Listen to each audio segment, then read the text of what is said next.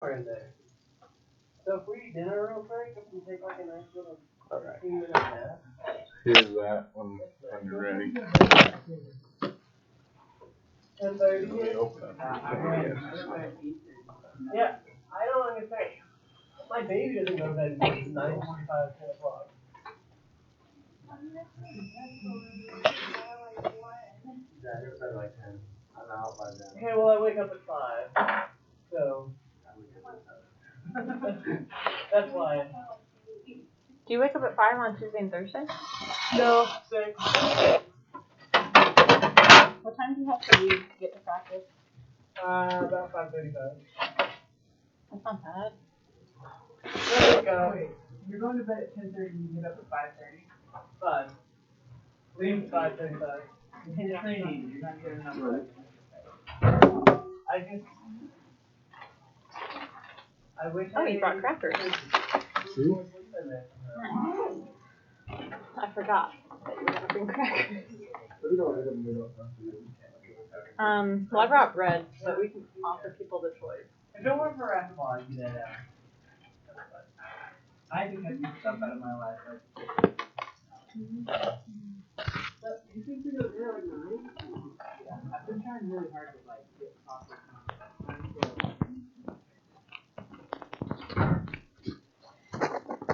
So early. It's like over the summer, it's still gonna be bright outside at 9 o'clock. Hi. Yes, I'm not trying to. Oh. Did you bring goodies? Mm-hmm. Well. I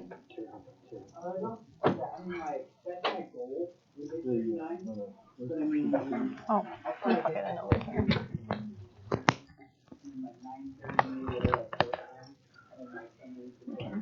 Have yours loaded up this one. Like last night I didn't just come down until like 1. Yeah, I don't even understand that. How did you stay up so late? So I think I clicked on it. Nope, that's not it. Oh, there's several then. Yeah. Yeah, it's a big one. No, that's not Yeah. it. Generally gives it a... Ireland? Hey, try this. There we go. That's it now. I just have to remember which one it is. Oh. And you have a younger sister, right? Do that. Put it out on the... You just went on a mission. Oh. You can open it and then just have it in the background. Oh, okay. Okay.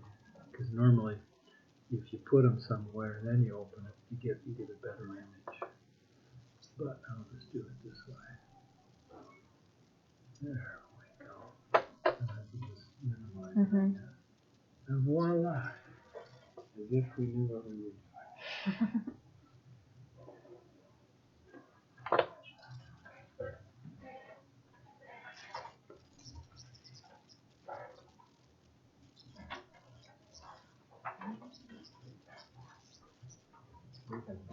Because you got food. I was gonna say it's gonna be a tough act to follow. You're on, huh? Mhm. Did you bring a receipt for me? Yeah, John McBride said like that was $25. Awesome. I spent $25.59. So That's just great. Thank you. Huh? It is very close. Do you want napkins or something? I brought some. Okay.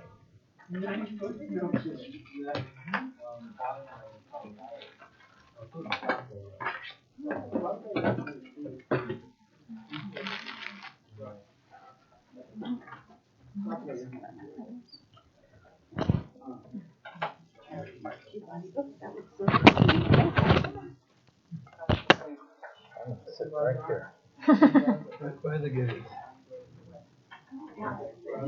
And this along occasionally, but you get to get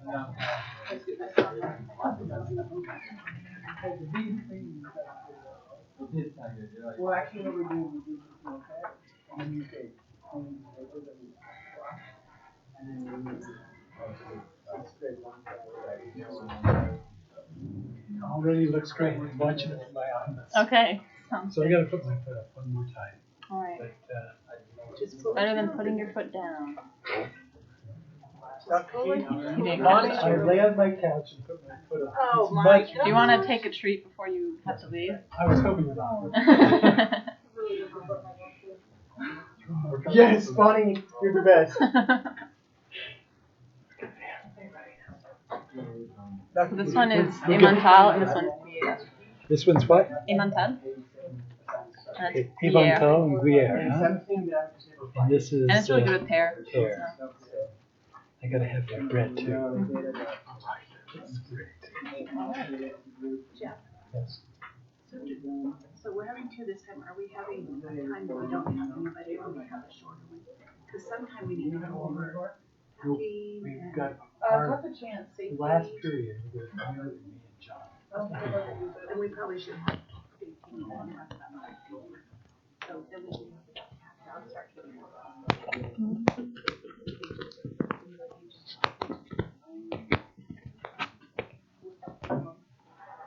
And that's why we need to cover it through the last period, so we have the most recent information. Okay, that sounds great. Bonnie and I are going to be gone next week. Just so you're aware. It's, I'll be right. Because I'm going to be gone in June. About the 10th? Yeah. Yeah. And I sent out the email to the rest of the class saying, yeah, good luck to Bonnie and Spencer. I forgot about you being gone as well. I will be gone. Okay. Playing racquetball. I'm going to win the national championship. That's right. So watch. So if you win the national championship, what you get at least recognition. Okay, well, one is up. It's 4 o'clock. Time to start. So Bonnie, and then we have Bob Lindsay, as you saw. We'll take the rest of the time on correlations with the Dolomites and underground expressions. And he can tell you more tonight. So I'll watch from my office. Okay. So it looks like our attendance is a little sparse today, which is great for you guys because there's more cheese for you. But that's my topic, cheese making in the Alps. And so this has been a tradition that goes on in the Alps dating back to the 15th century. And so what they would do is they would milk their cows, and then to curdle it to get the curds for the cheese, does anyone know what they would do? Let it sit there. No. Do they have salt? They have to stir it, but there's something else that they add, and that would be something called rennet. I probably should have had you taste the cheese before I told you what they do to make it. But yeah, rennet is curdled milk from the stomach of an unweaned calf containing rennet and using curdling milk for cheese. So I actually heard that this is how cheese was invented. They used to use cow stomachs as little fanny packs to carry their milk around. And as they would walk in, it'd shake and mix up with the enzymes, and it would curdle, and they'd have cheese. So that's what they do. And so cheese making primarily occurs during the summer months in the Alps because this is when they put the cows out to pasture in these lush valleys. And what makes alpine cheese so much better, that's what they would say at least, than any other kind of cheese, is the fact that there's dozens of kinds of herbs and flowers, and the grass is just so good and nutritious for their diet that it makes the milk and the cheese have a certain taste. And so in order for alpine cheese to be called Alp cheese, it needs to be produced in the Alps, of course, and only during the summer months when the cows are in pasture eating this kind of food. They actually have a legal designation that they can't call it Alp cheese unless it meets these criteria. In about the 18th century, they started getting better with agriculture, and they started feeding cows hay during the winter so that they produced more milk and they could make cheese during that time. But because it was produced in the winter, they have to call it mountain cheese and not Alp cheese. Cool. So here is a modern cheese chalet, that's what they call it in the Alps. And it's just ran by 7 people who are there only during the summer months. So they just come and do backbreaking work for 90 days and make all the cheese that they'll sell throughout the year. And so they live in this little cottage. There's like 7 of them. They share it. And there's no electricity, no running water, no heat or anything. So it's actually really pretty rustic. They raise the cows themselves, milk them themselves, and make all the cheese. So I'm going to go through their process for making the cheese. So it starts by putting it in this huge copper kettle. They said it can hold about 200 gallons of milk. And at this point, they put the milk in, and then they add, like, it's kind of like a yogurt starter, just an enzyme to get the cheese to start curdling. And then they add in the rennet, which is the enzyme from the cow stomach, and let that sit for a few hours.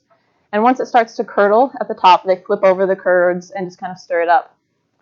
And then they take, it's hard to see, but there's these little strings, it's almost like guitar strings on this instrument that they stir the cheese with to cut up the curds. And they do that until the curds are about the size of a grain of wheat. So it's really fine, and it makes the cheese more smooth. Like I said, there's no electricity in their hut, so they have to use wood burning to heat the cheese, and that's the next step. So they heat it up and let it cook for a few hours. And while it's doing that, the cheesemaker will wash their forms. They said that this is the cow trough that they drink from, which sounds kind of gross and unsanitary to me, but you can tell if your cheese isn't sterile because it will sprout like green and black things. So if the cheese is bad, they'll know. But yeah, so she's washing her forms. They're made of wood. And then you take a giant cheesecloth and put it in the kettle and try to catch all the curds. And you can pull it out. And this is all the whey that's dripping from it. And while it's still hot, you take it over to these wooden forms over here. They're kind of like a spring form pan that you make a cheesecake in. And then you push it down, try to get as much whey out as possible.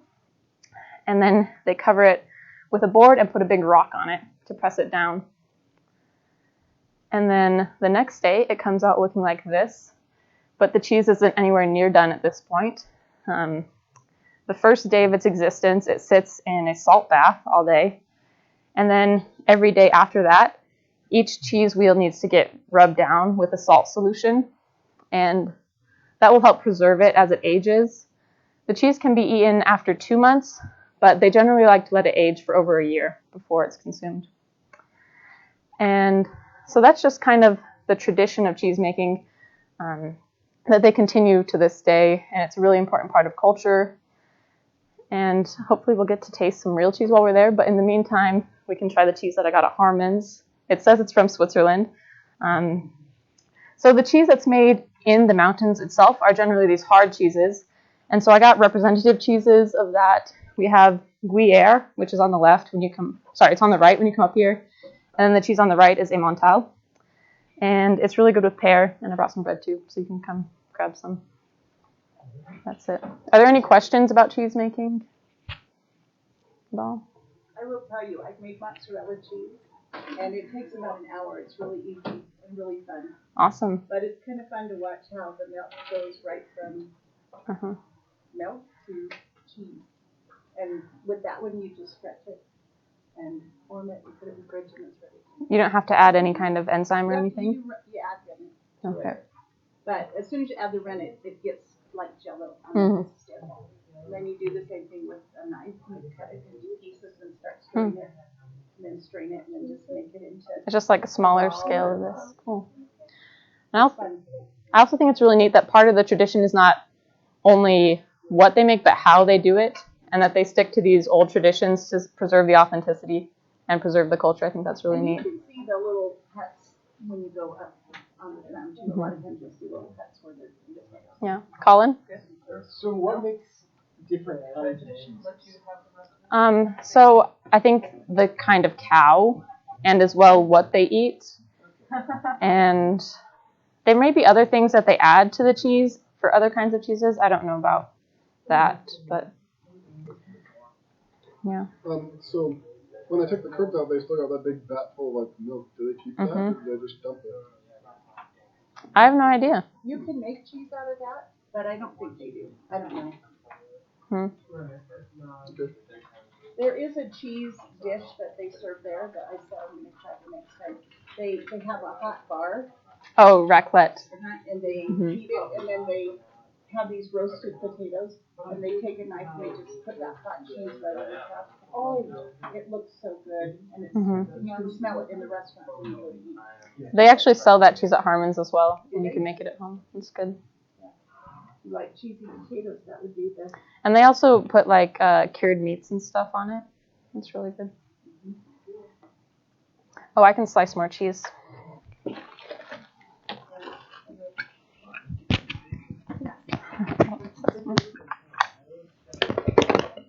presentation. Yes. Because we got food. You don't like carrots? You don't like carrots? He doesn't like fruit. You don't like fruit? Oh my gosh. He likes avocados and tomatoes, but those aren't really fruit.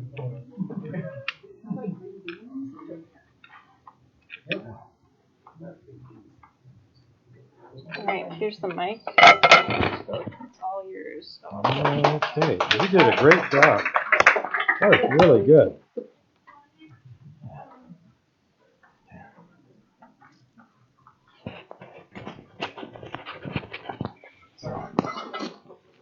It's hard to follow an act like that because I didn't bring any food.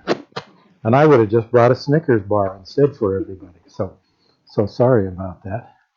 Let's see. Is this the driver here? Okay. Okay. Well, I'm Bob Lindsay. I'm teaching one class that Caitlin's in. And hopefully she's having fun. But what I wanted to do was Scott showed you the Dolomites. And I wanted to show you how the Dolomites are used as an analog for subsurface supergiant fields in Kazakhstan, out in the middle of nowhere, literally. And so let me just show you a few slides now. I'm gonna show you a few that Scott showed you before, because you've got the man Dolomieu that first identified dolomite. You've got the mineral named after him, and then you've got the mountains. And I've got a friend. His name is Chris Kendall, and his full name is Christopher George St. Clement Kendall, perhaps the geologist with the longest name, as some people say.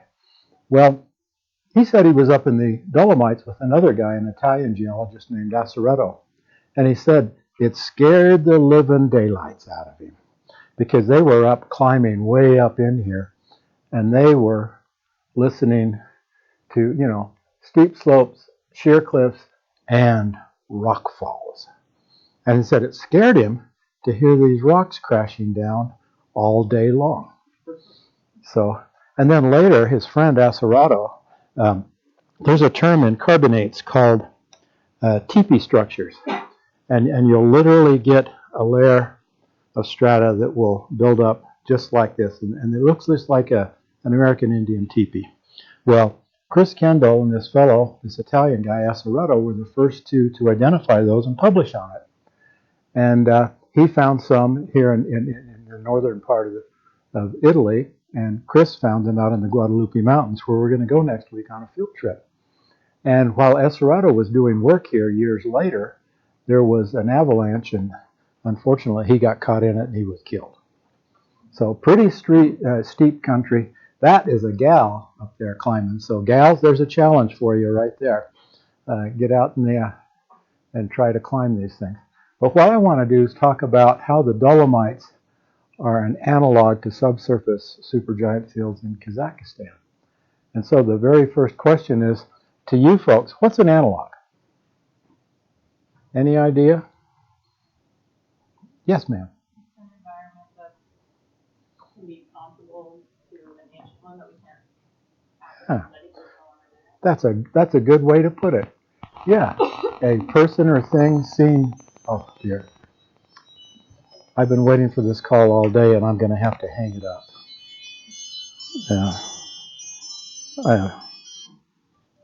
Oh, that's crazy. Been waiting all day for this one phone call, so we can get into one location out in the Guadalupe Mountains. And of all times for them to call, and I thought, when I was back in my office, I thought, I bet you anything while I'm talking, they're going to call. And sure enough, they did. But anyway, yeah, an analog, a person or a thing seen as comparable to another. So we say in the world of carbonates, that I'm a carbonate sedimentologist, did it my whole career for 39 years in that, that the present is the key to the past. And so you go look at modern day carbonate settings and you might see ancient equivalents. So analogs are pretty important. And so let me ask you this question. What's an analog's value? Is there really value in finding an outcrop somewhere that might look like something somewhere else, especially if it's buried in the subsurface and you don't get to see it? Is there value? Now, Caitlin's shaking her head this way, so that must mean yes. And that's correct. Value. Consider someone or something to be important or beneficial. And my goodness, that's exactly what's happening with the Dolomites. So here's and the neat thing about the Dolomites, it's a series of isolated carbonate platforms.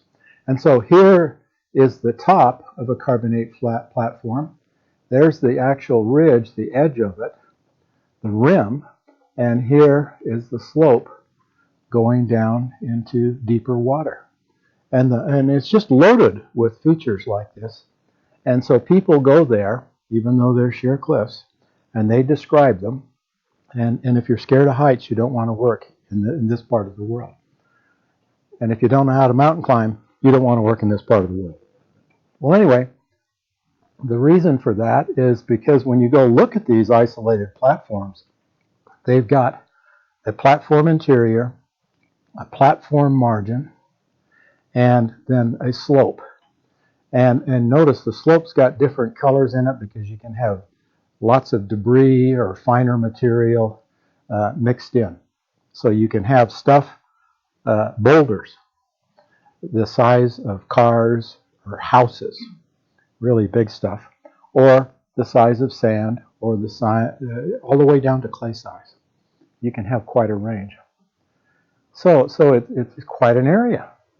Well, let me show you this place called Tengiz. It's a supergiant field just on the eastern side of the Caspian.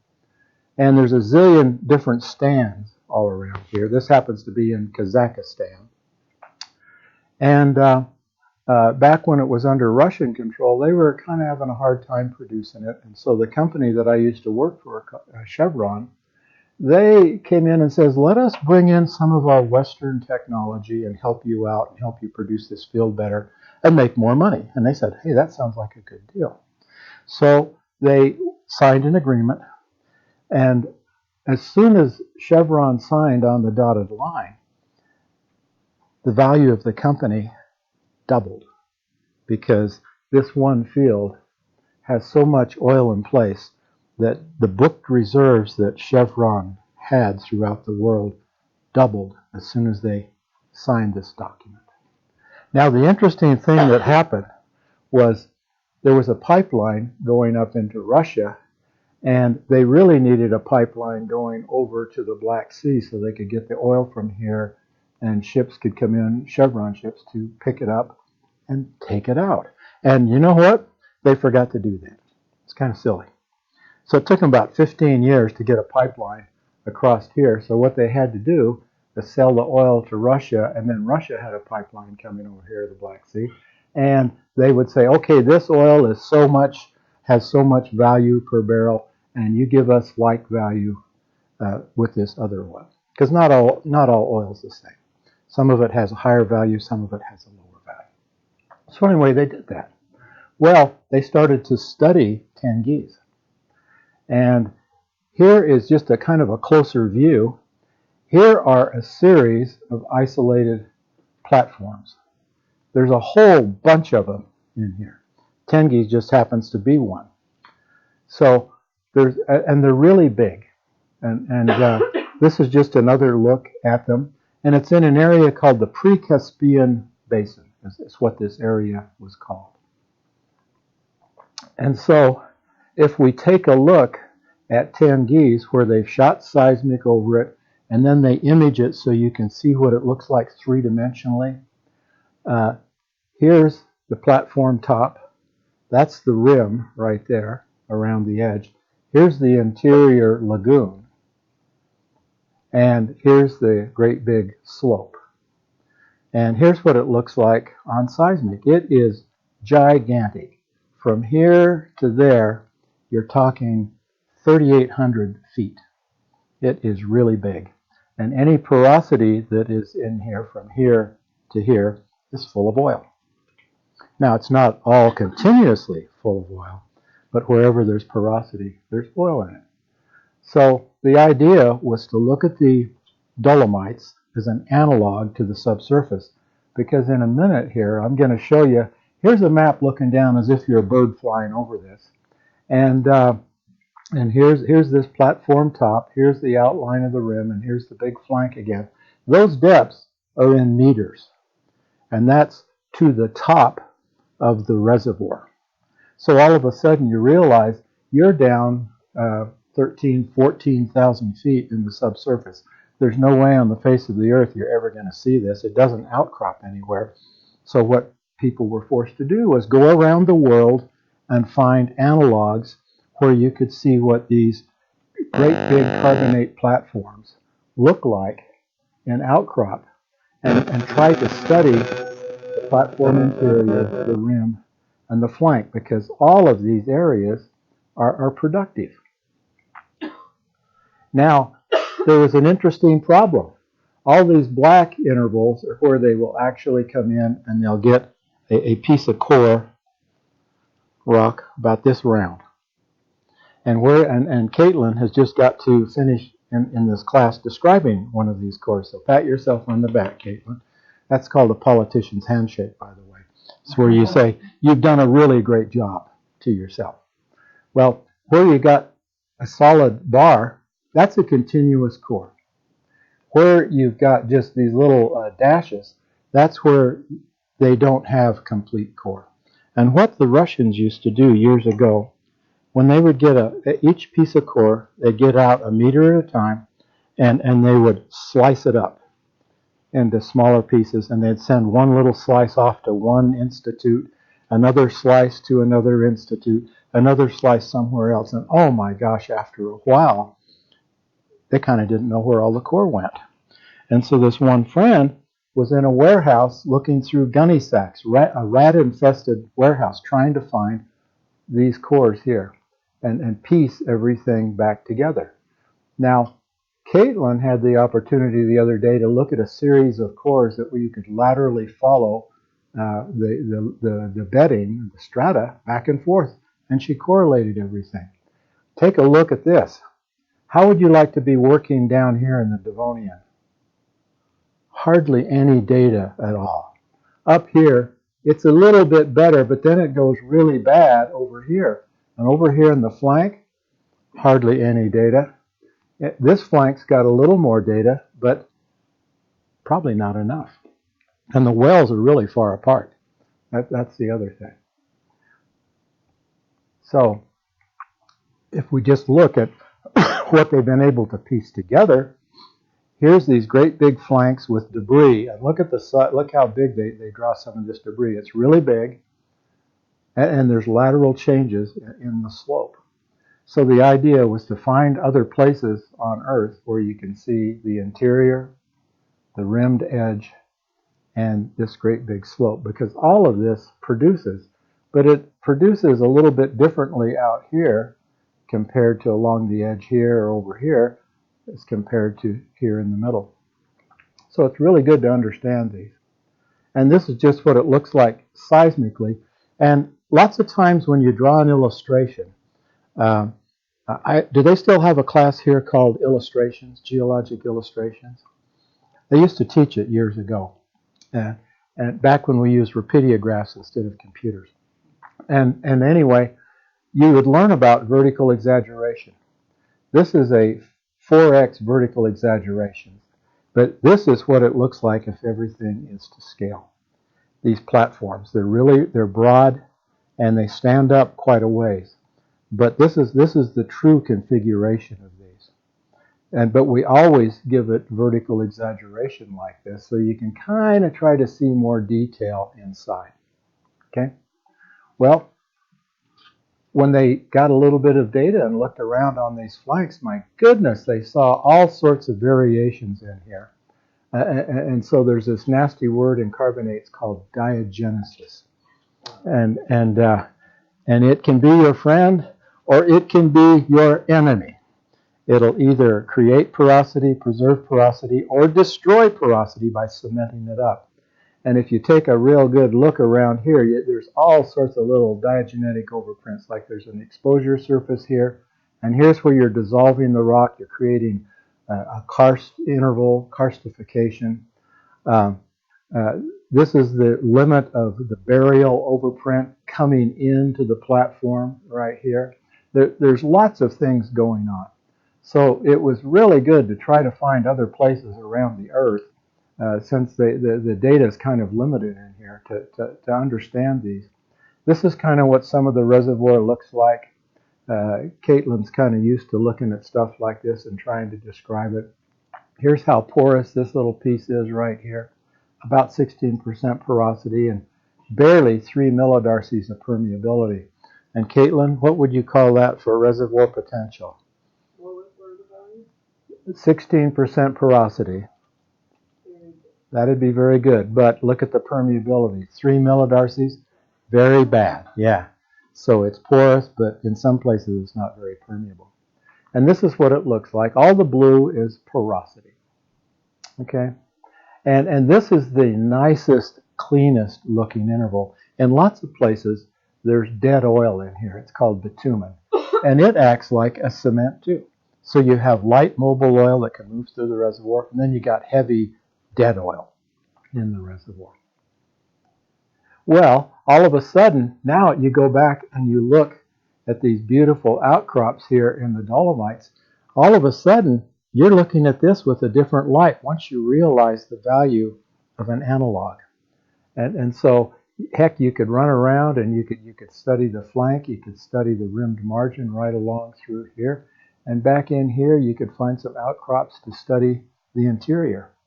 Or if you had some money, you could, if there's a way to get up here, you could bring a little rig in and you could actually core an interval in outcrop. We actually do stuff like that in the oil and gas business. So all of a sudden, this becomes a very important area to study. So the next, because you can see the interior, you can see the margin, and sometimes the margin gets eroded away. So you just see a little bit of it back here, this part here, just a little bit of it, and then the rest is eroded away. And then you've got these great big slopes with all this debris and finer material in between. And then a different kind of finer material right there. So all of a sudden, when we're looking at the Dolomites, you'll kind of look at them a little bit differently than before, because you can realize, oh my goodness, this place has some value, besides just being pretty and scary. So, but then the great question is, are there other analogs around the world? And the answer is yes, but there's just a few.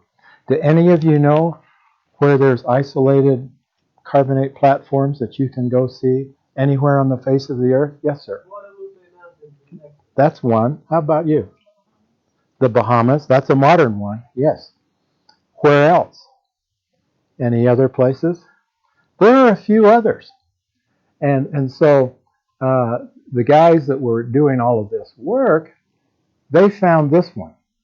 And so here is this platform top, and here's the slope prograding out, and the platform's actually prograding over the top. And guess what? It used to be like this, and now it has been rotated over, so this is what you see when you look down from an airplane. So that means you can go out and you can walk on this with great ease. There's no steep slopes. This is kind of what part of it looks like. It's in the Pyrenees in northern Spain, and it is time equivalent to the reservoir we just talked about in Kazakhstan. So this was a perfect place to go. So this cute little Italian geologist, Della Porta, came in and worked on this for a PhD, describing what the platform top was like, what the flanks were like, so they could use it as an analog. And this is what she came up with right here. So that's another place. But these are very rare. These places, boy, when you find them, you want to go there and you want to stay there as long as you can and look at these and try to learn about them as much as possible. Because when something's 14,000 feet in the ground, oh my goodness, you're guessing how some of the correlations fit. But if you come out here and study these, you can make a better educated guess on how everything fits in the subsurface. Well, there's another place in Australia, in Western Australia. It's called Windjammer Gorge. And this is Devonian in age, so it's older. And so here is the platform. And if you look really close, you can see little packages of strata because these are discrete little cycles of deposition. And here's the edge, and here's the slope, and there's debris. And this is literally out in the middle of nowhere. You have to drive for days to get to this location, and then you camp out. And a guy named Phil Playford worked on this area for years. And he had a friend of mine out there when he was working on a postdoc degree, a guy named Neil Hurley. And he was saying, well, Neil, you know, if you look around, you see an awful lot of vegetation out here. And it's all over the place. And he says, you know, the simplest thing to do is to just strike a match and burn this stuff away because nobody lives out here and nobody cares if it gets caught on fire. And he's saying that while he's walking along. And all of a sudden, he smells smoke.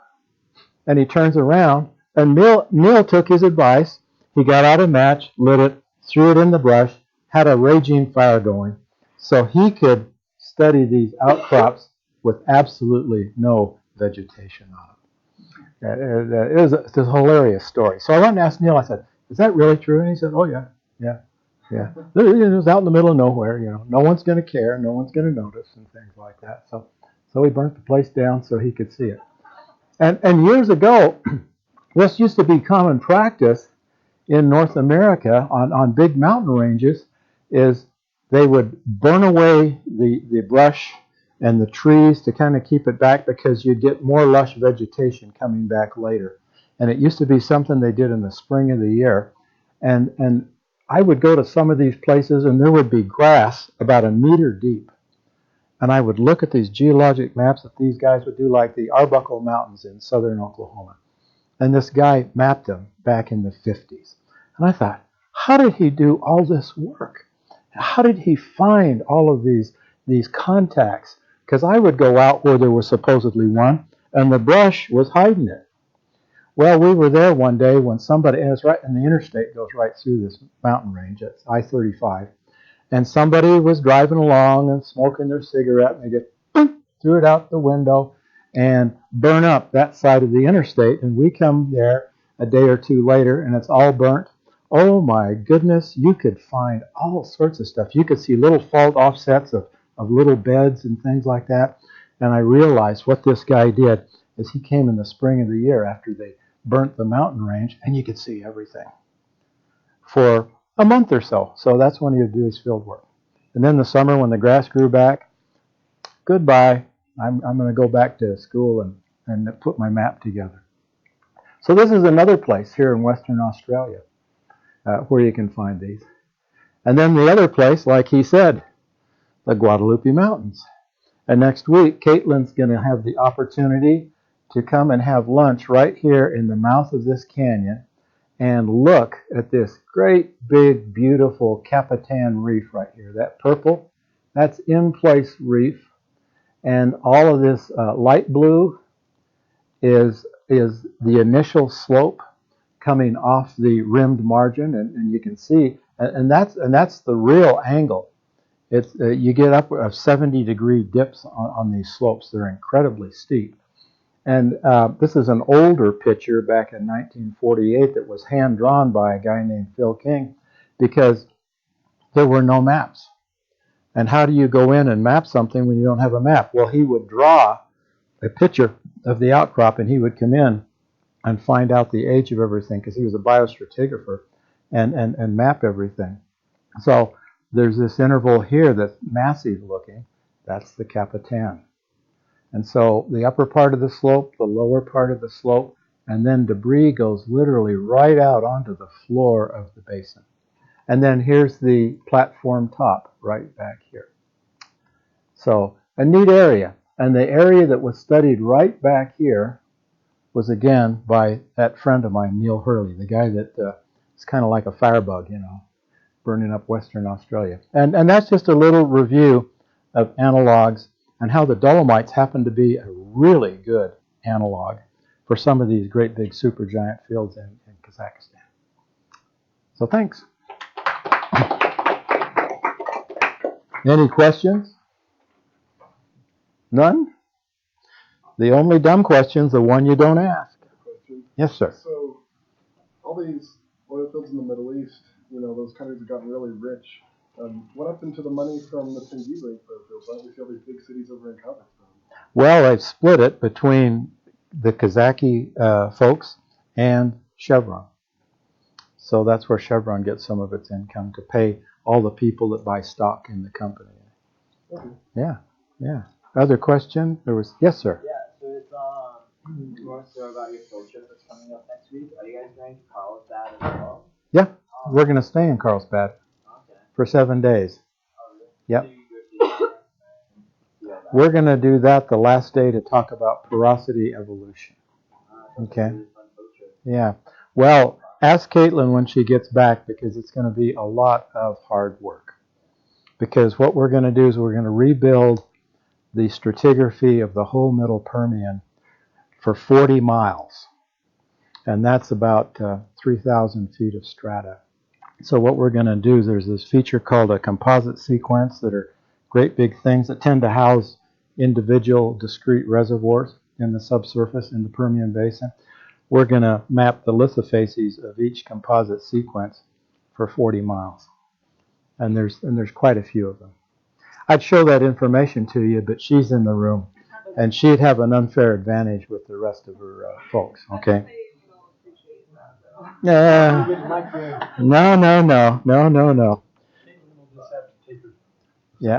Yeah. So anyway, thanks a bunch. Thank you, Bob. Okay, let's see. I will get Colin? Yep. And yeah, we're talking about field differences. Okay, great. So, I'm sorry that no one's going to be here next week. Yeah, I can't believe you guys are all going to miss my bagpipes. There's all the more can watch it at the hotel. Okay. That'll be their assignment to watch it online. Mine is called mass storage, I think. Which one is this? Okay, let's. I wonder if you're working. I would go and I would do help with the reviews because I was working at that time in West Texas, and the company had a thing called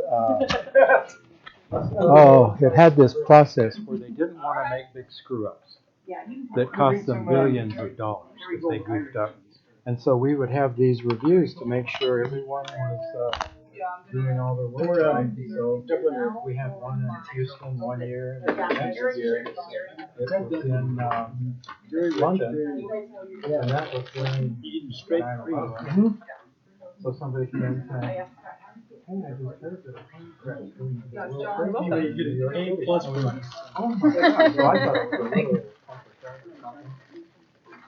and then another fellow came in. So, Bonnie, I tell you that when I was in like junior high, me and my friends made up the cheese club. Really? And I was the president of the cheese club. And that was before you ever went to Wisconsin? Yeah. And I remember writing, in high school we had a journal.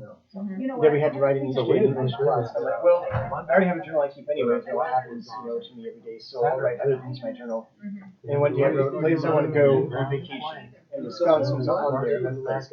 Because of the cheese. Because of cheese. And I just had friends who would go to Wisconsin, and she's like, no, we're not going to go to Wisconsin all the way out there just to get cheese. But that was on my list, so I go. I got You run a cheese I started. Would you guys just like get together and eat cheese? No, we just talked about that we were in the Cheese Club now. So it was, there was literally nothing beyond saying I'm now part of the Cheese Club. So There was no cheese in the cheese club. Then when we touched down in Houston at George Bush. Oh, did you see your? There was no cheer. I just saw that. Yeah. And we'll meet tomorrow morning. Mm-hmm. Did you go to Tengi's on your work? No, I just did with you. And then they'd come and talk to us about the carbonate reservoir. The Moon House Ruins. Yeah. Yeah, it's down here. They talk about. Yeah, I'm good with your presentation. Okay. All right. Sounds good. Stacks of core. See ya. You might See ya. have one piece of rock every meter. And That'd be cool. dash line. That'd be awesome. You know, hardly any data. Thanks. So they had to come in and actually How long was it, spend like money 5 minutes? when they were drilling new wells. It's really good to see you too. I was surprised. Continuously core long. Yeah, I like it. I wanted to get figs. Because it was so Like, data. Just literally data. That was a mess. I was just wondering because my dad's an accountant.